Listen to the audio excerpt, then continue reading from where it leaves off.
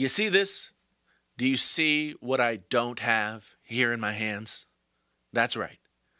I don't have a HomePod because I returned it, and I've got some ranty reasons why. Let's talk about them.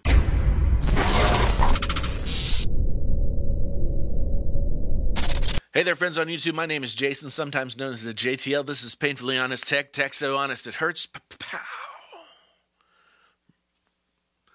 I've got a little bit of a cold or flu or something, and I've been bedridden the past couple of days, but I decided I wanted to get in here and talk to you about this thing before the moment passed. And just for you people who are out there thinking I'm just going to say, oh, the HomePod sucks, oh, it's not better than a stereo, that's not what I'm going to do, because I have some good things to report about the HomePod. And then I have, I have some other stuff. The good things are this. I continue to use the HomePod over the course of the week after I got it and did my initial review of it. And I found that in a smaller room like my bedroom, it did, in fact, it seemingly started to break in. And a lot of people don't believe in break-in for speakers and headphones. And I happen to be one of them. But it did seem to get better. The disconnection between the bass and the rest of everything went away. The stereo field, the fake stereo field that they were going for, seemed to get better. So all of that was good, and I really did enjoy it throughout the course of the week. And it's a nice and solid piece of gear. And actually, it worked. It worked almost flawlessly for me. And Siri generally did what I wanted her to do. As long as it was like play or pause music. I tend to use my phone as a remote control. Ooh, a remote control. And do this stuff myself. And I usually just use the smart thing to just say stop. And so I was impressed, okay, with the sound quality. And I don't know if it needed a little bit of time to break in or not, or if my ears just got used to it. But I did start to recognize that I still had my other speakers on the walls in my bedroom, and I had the HomePod centered in the room on a bookshelf. And if I didn't know that I was listening to the HomePod, I would have thought that the sound was coming out of the stereo speakers. So Apple delivers on that. Yeah, okay, great. That really, actually, it's heartening to me on that level. But all week, I couldn't stop thinking. There was this little itch in my brain, and it wasn't a bug infestation. It was just, I didn't feel like, I felt like I was getting played. I felt like I was being duped.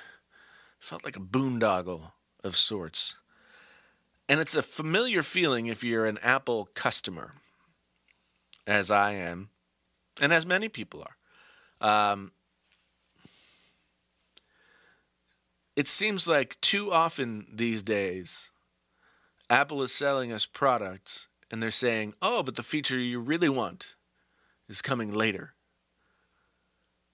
And I'm here to say, after using the HomePod, really liking it, and wanting to be able to do all the things, I might have invested in a second one if it had the functionality that that was promised, that is promised. But it doesn't. And I'm here to say today that is just not good enough. That's just not good enough. Okay, we have to wake up out of this like Apple hypnosis and realize that half a product is not good enough. If you went into the donut shop and you said, hey, give me one of those really good-looking chocolate donuts, and they gave you half a donut, would you be okay with that? You're like, yo, where's my donut? Oh, that comes later this year. Come back and get it later. You get the half a donut later. Well, but you're paying me full price right now. It's just not good enough. It's not good enough to release a product that says, hey, we have some cool ideas for this, but we can't do it yet. So we're just gonna send it out to you anyway and charge you full price. Apple is in the business of selling ideas, whereas they used to be in the business of selling products. You know, no matter how solid a piece of gear it is, no matter how good it sounds, if it has features that aren't coming until later this year, don't sell it to me until later this year. And I haven't even mentioned ring gate. So if you have a nice piece of furniture and you set your HomePod down on it, seemingly it will burn rings into your fine furniture. What's Apple's response? Oil it. Oil your furniture. You're holding it wrong. I mean, for fuck's sake. Jesus. So that's why I returned my HomePod. I returned my HomePod because they were selling me a half-built product at an exorbitant price. And even though it sounded good and that was its main focus, I don't think that we should be in the habit of buying half a product when that doesn't work for anybody else. The Apple reality distortion field is starting to short out, and Apple is just trying to play by different rules than everyone else. They're late to the game with everything. And usually it's been they didn't make the first MP3 player, but they made the best MP3 player. They didn't make the first smartphone, but they made the best smartphone. They made a really good home speaker that functions as it should, but it doesn't function in the way that so many of its competitors do. And Google Home and Amazon Echo, those are not the competitors for the HomePod. The HomePod is competing with more serious audio players in the game like Bose and Sonos. Apple has themselves said it's a speaker first.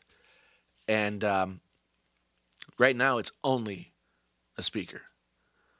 So I returned mine. And I'm going to call on each and every one of you to return yours.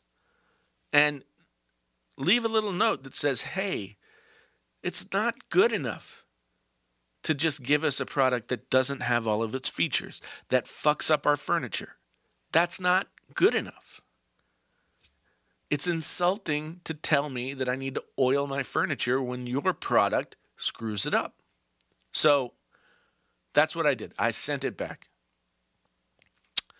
Tell me what you think down in the comments. This will likely be the last HomePod video I do, and yay, there was much rejoicing, but I did want to give a final update about my experience with the HomePod, why I returned it, and what I think the consumer world at large should do with this particular Apple product. Send it back and tell them it's not good enough. Thanks so much for being here. My name's Jason, sometimes known as the JTL. This is Painfully Honest Tech. Tech so honest it hurts. Boom. If this is your first time here, please come back, see me again, hit the like, and hit the subscribe, and a bell, notify yourself, and I do all those things. Yes, do it now. Until the next time, I'm out.